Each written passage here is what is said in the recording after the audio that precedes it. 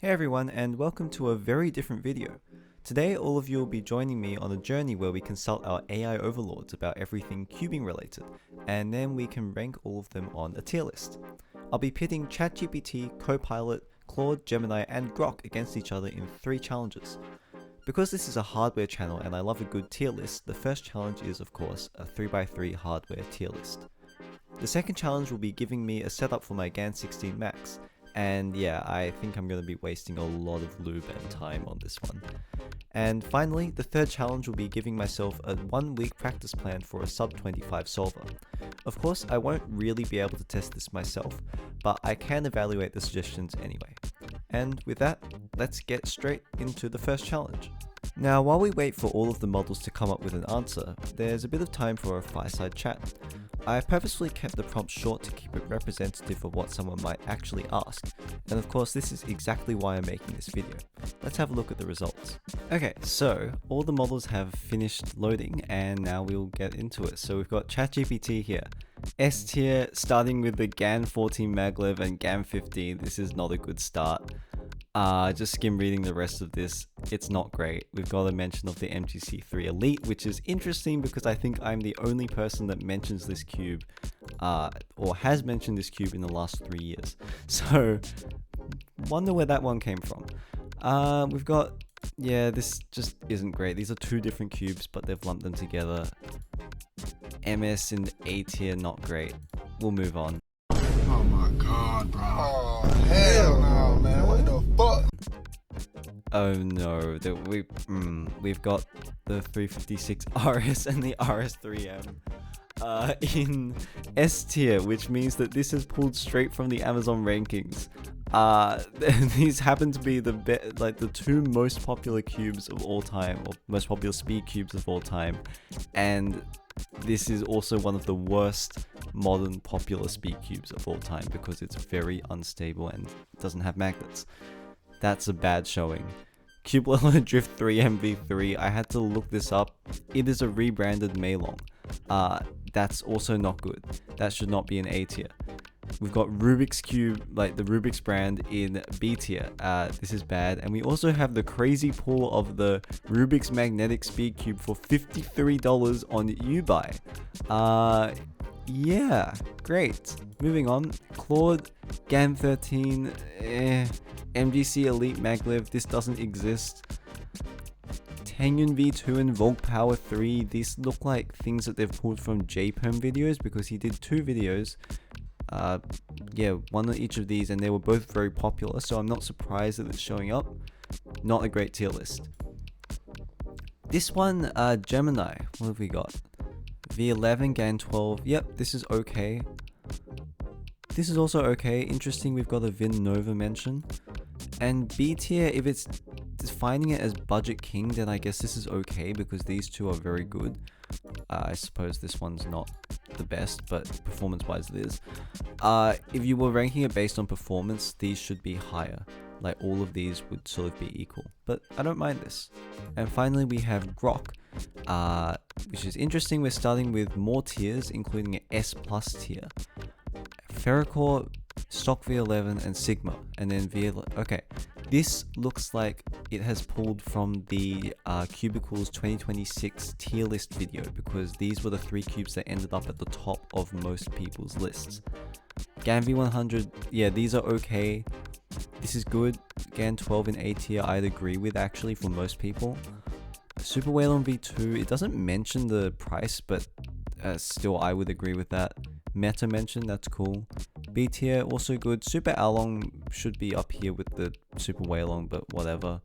And I think, yeah, this is generally pretty decent, which means that we can come over here and rank them. So we've got Grok easily over there. Gemini, we can put an A. Copilot F, bad. Claude can go into C or D, and ChatGPT can also go into D. I think Chat was the one that, yeah, that wasn't great. Yeah, I think this is, I think that's about right. Maybe Claude back here because it made fake cubes. Anyway, yep, that's the first challenge done. Okay, so for the second challenge, my prompt is going to be a little bit more complex because I'm listing all the lubes I have, then telling it to give me the best setup.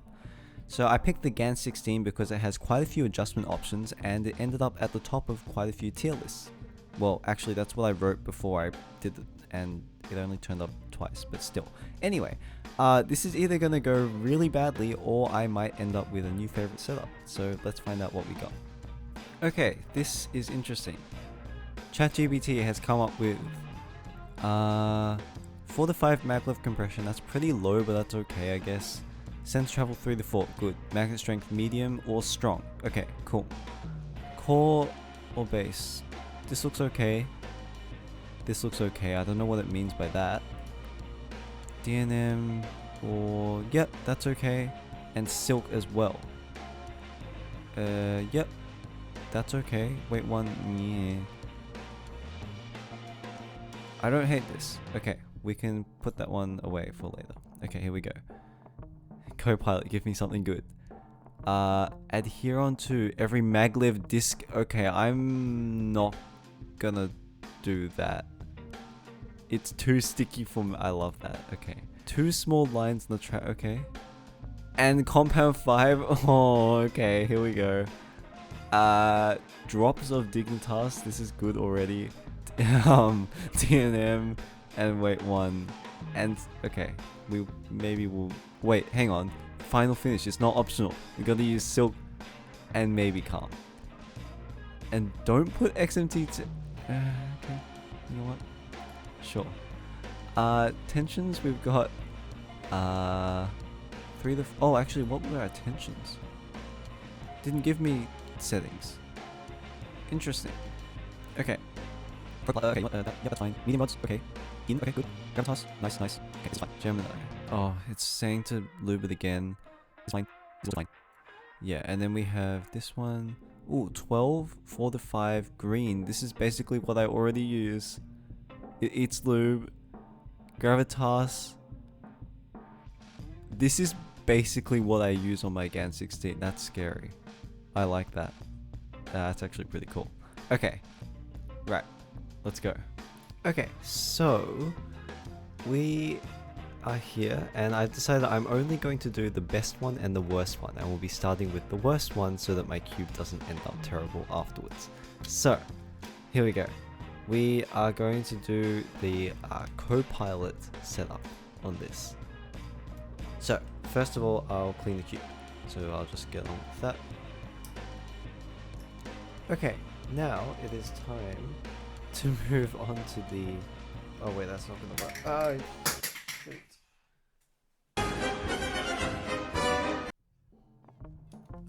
Okay, so first step according to the Copilot setup is to apply a dot to each maglev disc contact point. However, I actually don't think we need to do this because I'm testing it out and there are no contact points. Like this is locked at the top and the bottom is also locked, so the only point of friction would be right at the stem. So you know what, I can try to do that, but I don't think it... Why am I doing this? Okay, there is our maglev food. Amazing. We got the angstrom compound 5. We're putting a single drop onto the edge track. Like that. Something feels wrong, but I reckon that's my tensions rather than anything else. Now I had to ask it to look at the settings and it came up with something like completely nonsensical. So best setting is right in the middle apparently. So I'll set this all to 3. This one, it wants the compression on the middle setting, which would be 6. Now we are on the settings that it wants. That feels pretty bad. Why does it feel so bad? It just feels like I'm starting to maybe understand why people don't like the GAN 16. Because if you set it up like this, which is basically just dumping in angstrom, gravitas, and dignitas, you leave it on the stock tensions, and you leave it on the stock magnets, and This is genuinely bad. It catches, it does, it flexes. You can stick your finger in between the pieces by accident mid-solve. Yeah, I don't really have too much else to say about this cube and this setup. It doesn't work. It's quite bad. It's very unstable. That's the main problem I'm having. It feels like it's about to fall apart while I'm doing turns.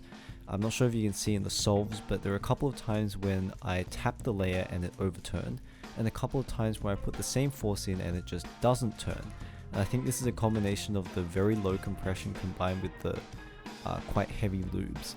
And weirdly enough, once I'd done about 50 solves last night, it felt a little bit better, but then I left it for 12 hours or something, and then it became all gummy again.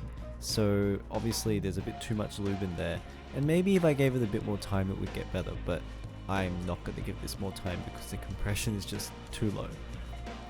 Now I've just added a solve in on my XT3 to prove that it is actually the cube that's doing this and giving me terrible times.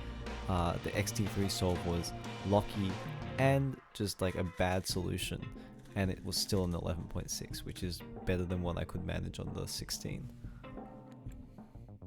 So finally, here's the last challenge. I'm gonna get into the right mindset by LARPing as a 25-second solver for this one. I have my shiny new GAN 16 Max all set up thanks to Copilot, and now I'm ready to start practicing.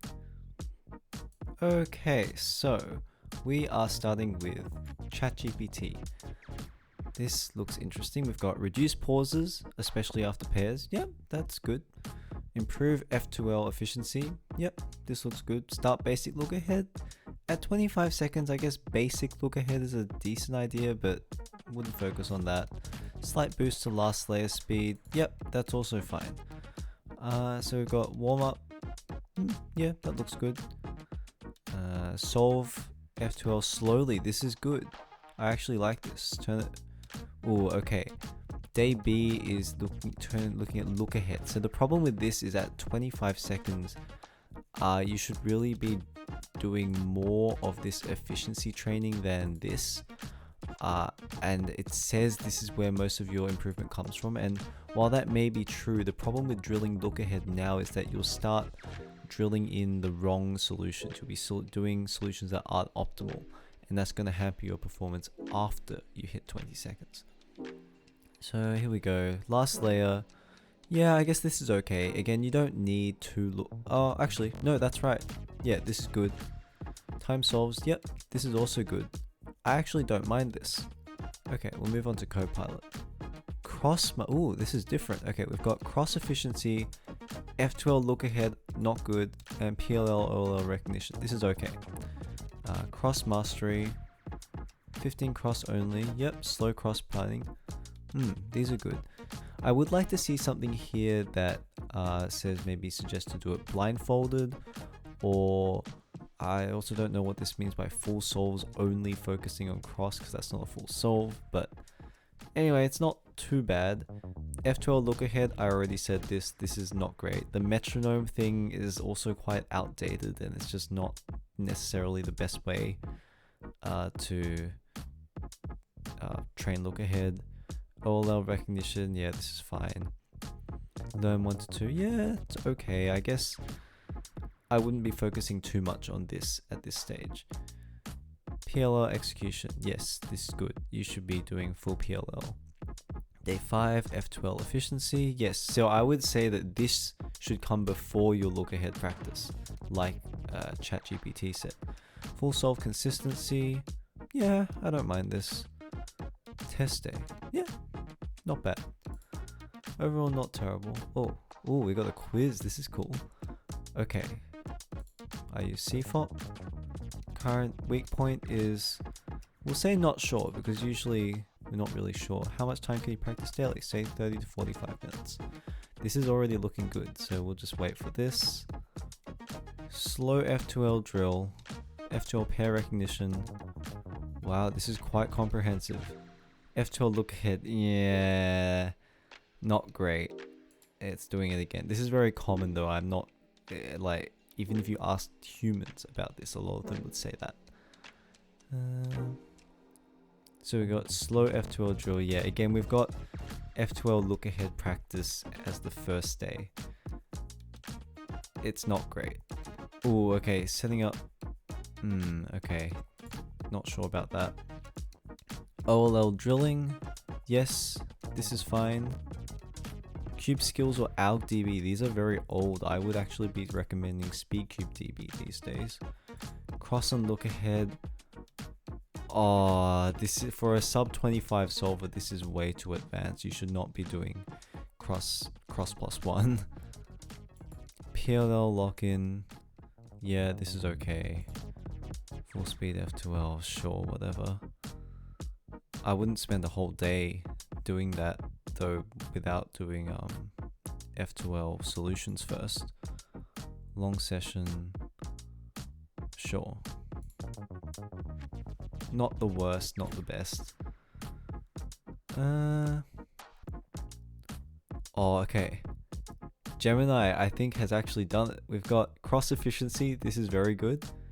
Do it until you can do it blind. Very good. F2L efficiency. Interesting idea. Yeah, I don't mind this. This is a very good thing to point out, that you should only do one rotation per pair. OLL recognition, yes. It's not really interpreting to look how I would, but I guess that, yeah, it does. It is a good point to stop doing double recognitions. PLL attack.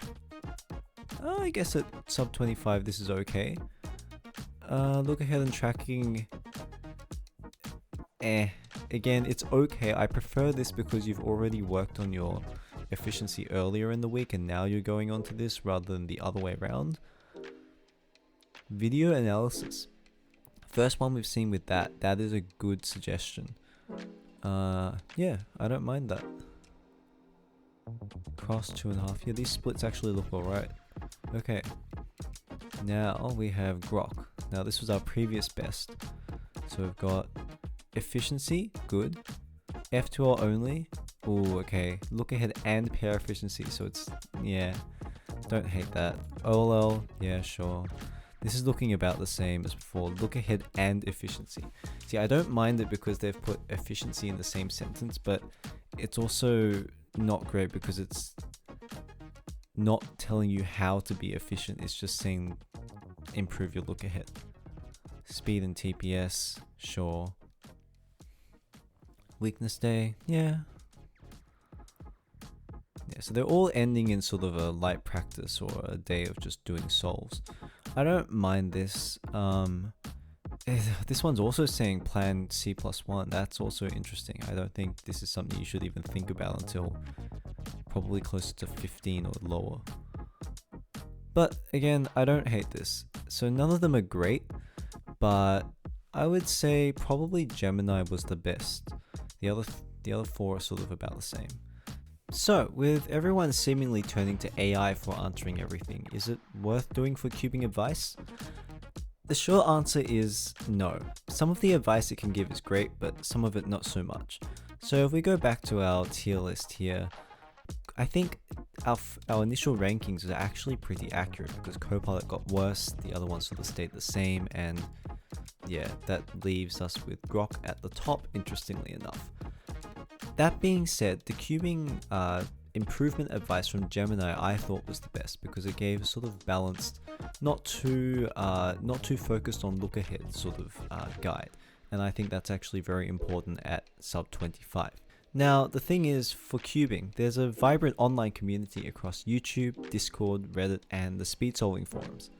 People are more than willing to help you out, and you're more likely to get a good answer by listening to an actual human than a bot that doesn't really think by itself. And on that note, thank you all so much for watching, and I'll see you in the next one.